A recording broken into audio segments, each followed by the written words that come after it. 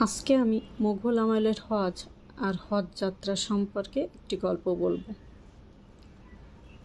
তখন ভারত ভূমির সঙ্গে আরব ভূমির যোগাযোগ ইসলাম আগমনের বহু আগে থেকে শুরু হয়েছিল, আর তা হয়েছিল আরব বণিকদের জন্য।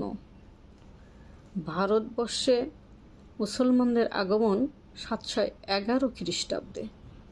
ভারতবর্ষে মুসলিম শাসন প্রতিষ্ঠিত হয় আব্বাসীয় খলিফাদের সঙ্গে। তাদের অর্থনৈতিক, রাজনৈতিক এই সমস্ত কূটনৈতিক যোগাযোগ প্রতিষ্ঠিত হয়। তবে হিজরি 7ম আর 8ম শতকের হজ যাত্রা সম্পর্কিত কোনো বিস্তারিত বর্ণনা পাওয়া যায় না। হিজরি 9ম শতকে ভারতে হজ আর হজযাত্রীদের বিষয়ে একটি গুরুত্বপূর্ণ দেশে পরিণত হয়।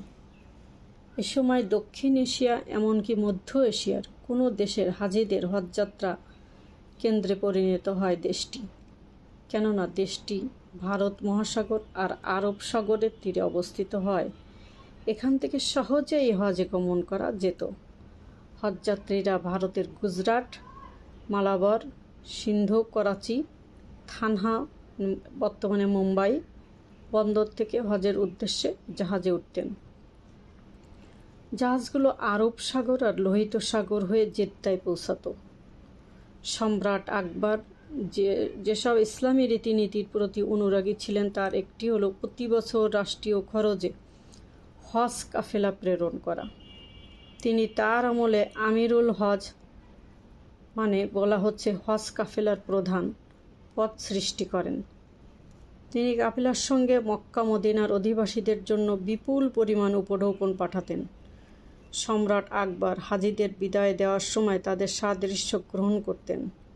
যেমন তিনি ইহরাম পরতেন, মাথার চুল ছোট করতেন, তালবিয়া পাঠ করতেন এবং খালি মাথায় খালি পায়ে হাঁটতেন। কোনো কোনো ঐতিহাসিক দাবি করেন সম্রাট আকবর একবার হজ করার ইচ্ছা প্রকাশ করেছিলেন।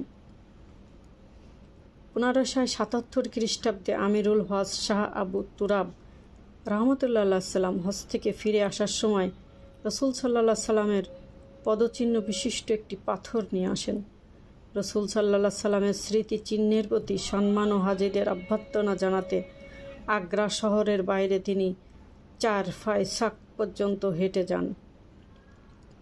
উল্লেখ্য, হজ ও হাজিদের প্রতি সম্রাট আকবরের যে অনুরাগের বর্ণনা ইতিহাসে গ্রন্থে পাওয়া যায় তা সম্ভবত তার প্রাথমিক জীবনের ঘটনা। কেননা শেষ জীবনে সম্রাট আকবর হজসহ বেশিরভাগ ইসলামী বিধিবিধানের বিরুদ্ধাচরণ করেছিলেন। তো যাই হোক, তখন হজ এত সহজ ছিল না, কিন্তু সহজ অনেকটাই করে দিয়েছিলেন মুঘল আমলে সম্রাট আকবর হজযাত্রীদের জন্য। মুঘল সম্রাটরা শুধু হজের জন্য মক্কা মদিনায় লোক পাঠাতেন না, বরং তারা অপরাধী ও বিদ্রোহীদের জ্ঞান চর্চা ও পরিশুদ্ধর জন্য পবিত্র ভূমিতে নির্বাসনও দিতেন। আসসালামু আলাইকুম, সবাইকে ভালো থাকবেন।